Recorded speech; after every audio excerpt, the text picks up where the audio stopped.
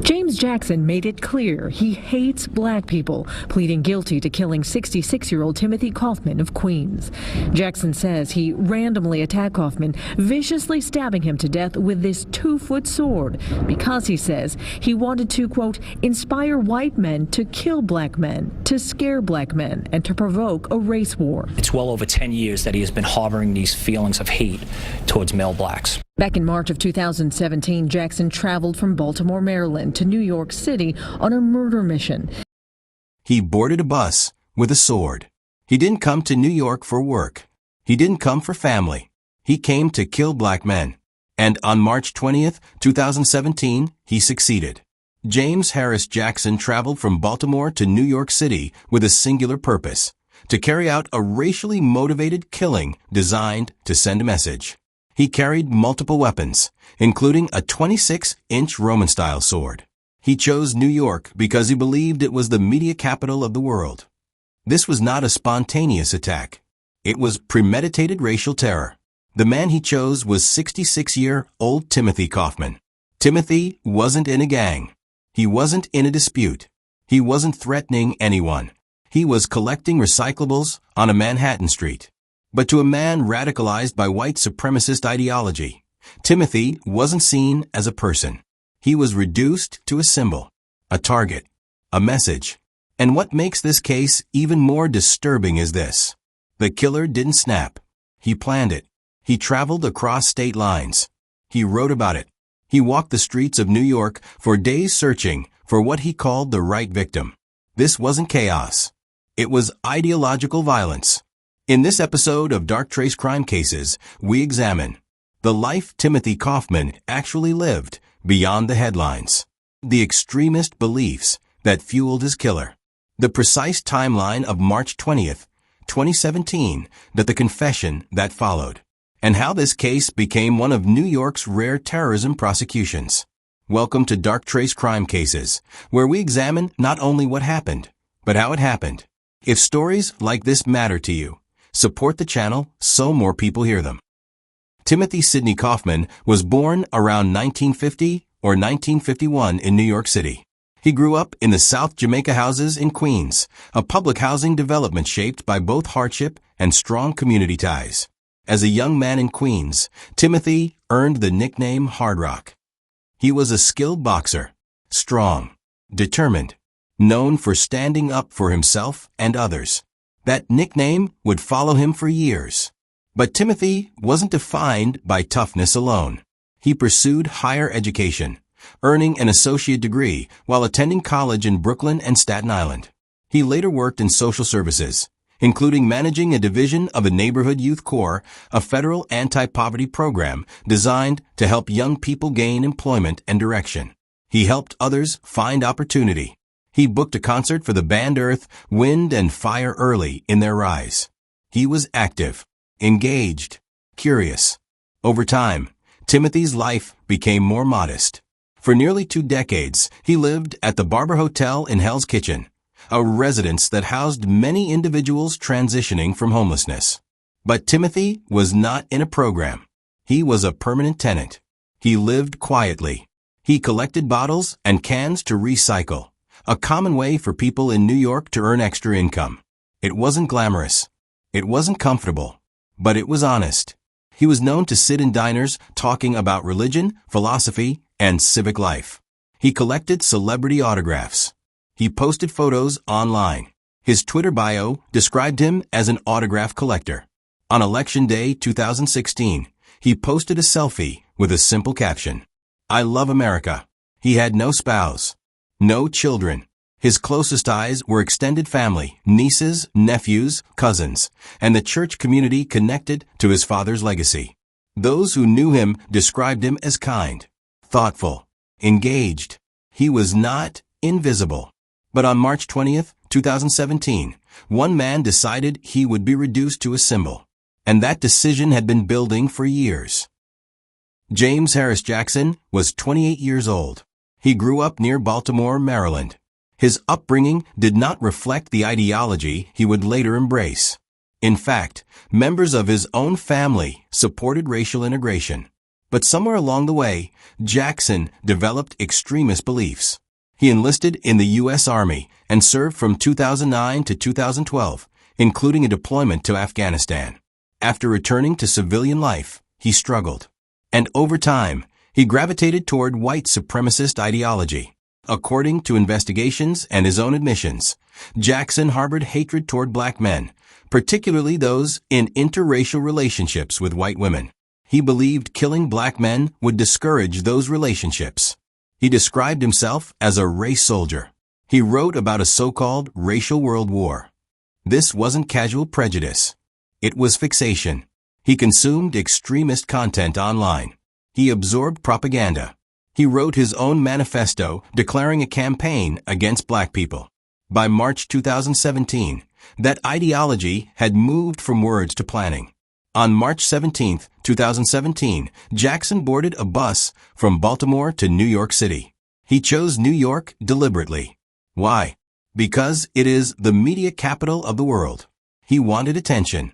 He checked into a hotel near Times Square. He purchased an 18-inch Roman-style steel sword online. He carried additional knives. He brought gloves and other items. For days, he walked Midtown Manhattan. He scouted. He followed potential targets. At least once, he considered attacking someone, but stopped because witnesses were present.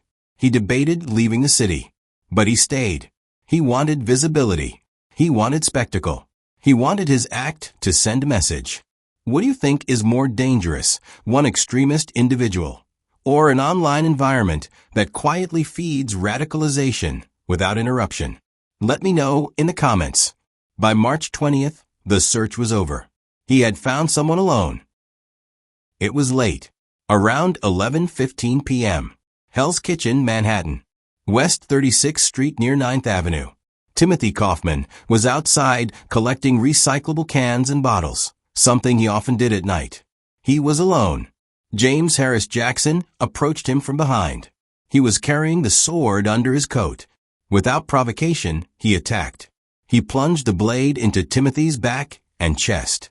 The weapon pierced vital organs, including his spleen, colon, pancreas, diaphragm, and lung. This was not a warning strike. It was an attempt to kill. Despite the severity of his injuries, Timothy did not collapse immediately. He fought back. The man known as Hard Rock still had strength. Bleeding heavily, he managed to walk more than a block toward the Midtown South Police Precinct. He made it to the front desk. And then he collapsed. Officers called for emergency medical help. He was transported to Bellevue Hospital. Despite efforts to save him, Timothy Kaufman died from his injuries. He was 66 years old. Meanwhile, Jackson did not immediately flee the city. After the stabbing, he discarded the sword. He went toward Times Square.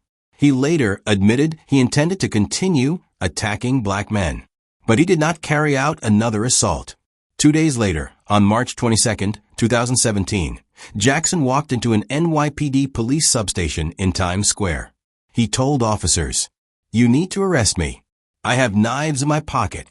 He confessed. He admitted he came to New York to kill black men. He admitted Timothy was chosen because he was black. He admitted he wanted media attention. He even offered to demonstrate how he carried out the stabbing.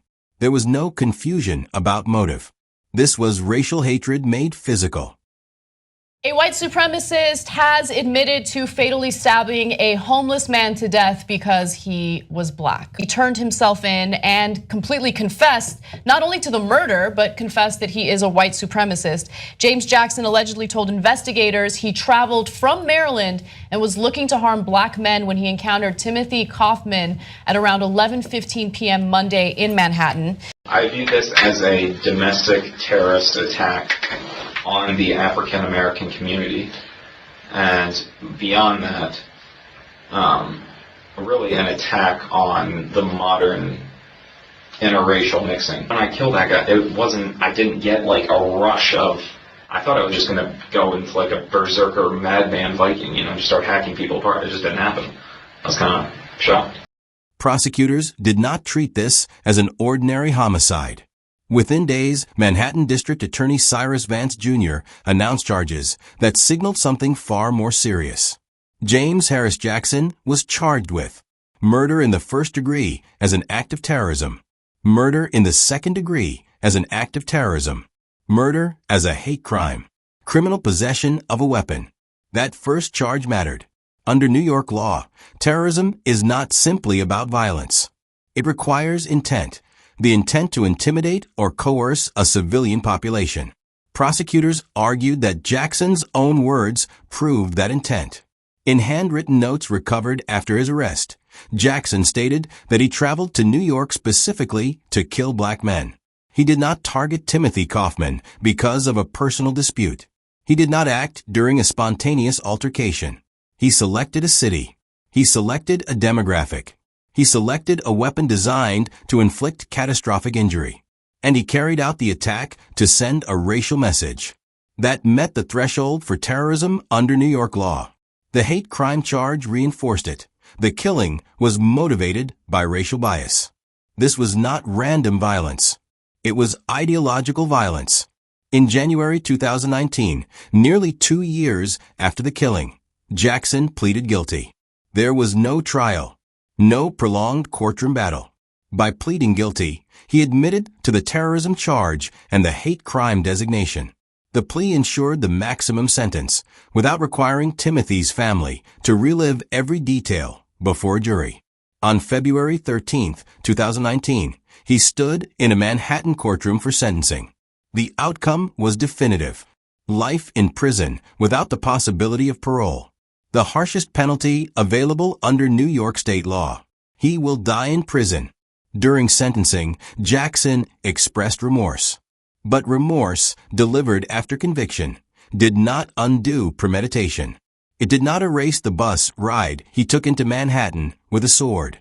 It did not erase the deliberate search for a black male victim.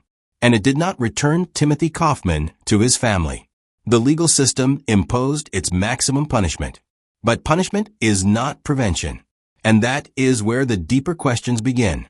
This case forced New York to apply its terrorism statute to domestic racial extremism. It raised uncomfortable questions. Why do some acts of ideological violence dominate national headlines for weeks, while others fade more quickly? Why does terrorism sometimes receive uneven attention depending on the identity of the perpetrator and the victim?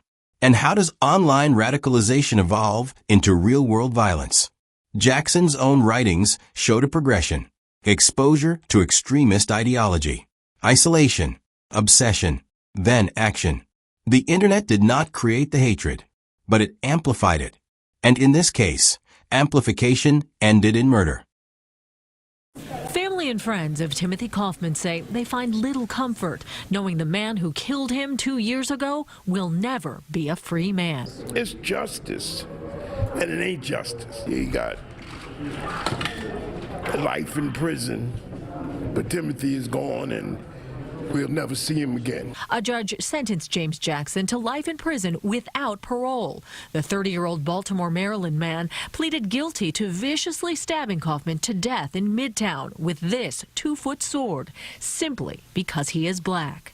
Jackson told investigators he wanted to inspire white men to kill black men. Prosecutors shared passages never heard before from Jackson's written manifesto, which read, "The racial world war starts today. Negroes are obviously first on the list for extermination."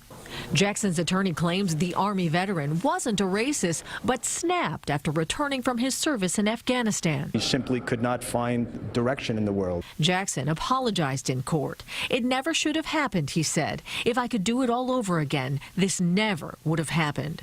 Kaufman's loved ones don't buy it. It was for the courts. It was BS. Kaufman's cousin read a letter to the judge describing the family's heartbreaking loss, saying, "We'll never know how much he truly suffered or how alone he felt in his last moments." Jackson's conviction is the first ever in New York State for first-degree murder as an act of terrorism. Manhattan District Attorney Cy Vance says there is no place in this city for hate. Crimes like this will be treated with the most serious laws that we have. Jackson's defense team plans to appeal, a process that could take 2 more years at criminal court in Lower Manhattan. In the aftermath of Timothy's murder, Some media coverage focused on minor arrests from more than a decade earlier. Nonviolent offenses, old records, details that had nothing to do with his death. At the same time, coverage frequently mentioned Jackson's military service. That contrast raised questions. Why are victims sometimes scrutinized more than perpetrators? Why do we dissect the background of the person killed while contextualizing the life of the killer? Advocates pointed out that Timothy was more than the last act of his life. He was a son of a pastor, a former social worker, a man who loved civic engagement, an autograph collector, a New Yorker who tweeted, "I love America." This case also highlighted something larger: domestic extremism. Jackson did not operate as part of a foreign terror network. He radicalized largely online. He wrote his own manifesto. He decided on his own to carry out violence. Lone actors like this are difficult to detect, but not impossible. The ideology was visible. The writings existed. The fixation was documented. This case forced conversations about monitoring extremist bases, intervention strategies, and how hate-based rhetoric can evolve into violence. Timothy's murder was not spontaneous rage. It was planned terror. For that reason of all reasons, because he was black. Michael Shakur, Kaufman's neighbor at the homeless shelter, was stunned after hearing that's the reason the suspect gave police. Shakur says there's one thing he will remember about Kaufman that makes him smile. He didn't stay still long enough. He was collecting his can. Collecting cans and taking pictures of celebrities like Oprah Winfrey. I can't wrap my head around why this thing is happening. Neither can this business owner who arrived at his restaurant to a crime scene on Tuesday morning. Thank God he's off the streets. This case forces us to confront several uncomfortable realities. First, hate crimes can be terrorism. When violence is intended to intimidate an entire group of people, it crosses into something broader than individual assault. Second, online radicalization is not theoretical. It has consequences. It can transform resentment into mission. Third, victims deserve dignity in storytelling. Timothy Kaufman was not just a headline about a sword attack. He was a human being with history, community ties, and curiosity about the world. Fourth, extremism thrives in isolation. Community awareness, responsible reporting, and early intervention matter. No single policy eliminates hate, but silence never helps. Because if you're supreme and you're so much superior to other people, what you do is you find the most powerless person there is and then attack them at their most vulnerable moment when they can't defend themselves. That's how people prove how supreme they are. But in their idiotic heads, that's how they think. They think, oh, I'll show him. He's got no weapon, I do. He can't defend himself, he has no power at all. Now, am I gonna go, it actually reminds me of Dylan Roof. He said, well, I mean, I really wanted to kill black people, but I didn't want to go into an inner city in his way of thinking, because that would have been dangerous. So I just shot people at a church because it's easier. But yet, in their twisted minds, they think they're really courageous. Guys, we mustn't, I know this is gonna be difficult, but we mustn't blame all white people for this one attack. I mean, it's definitely not a part of white ideology. White supremacy isn't an inherent gene that white people have. Timothy Kaufman spent his final moments walking toward help. That detail matters. He fought. He moved. He tried to survive.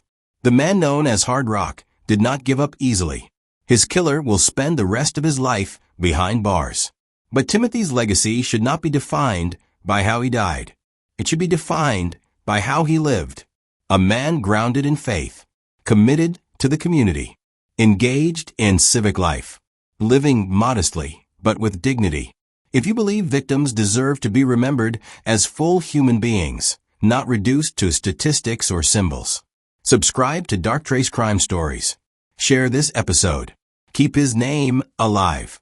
This is Dark Trace Crime Stories, where truth is documented and victims are never forgotten.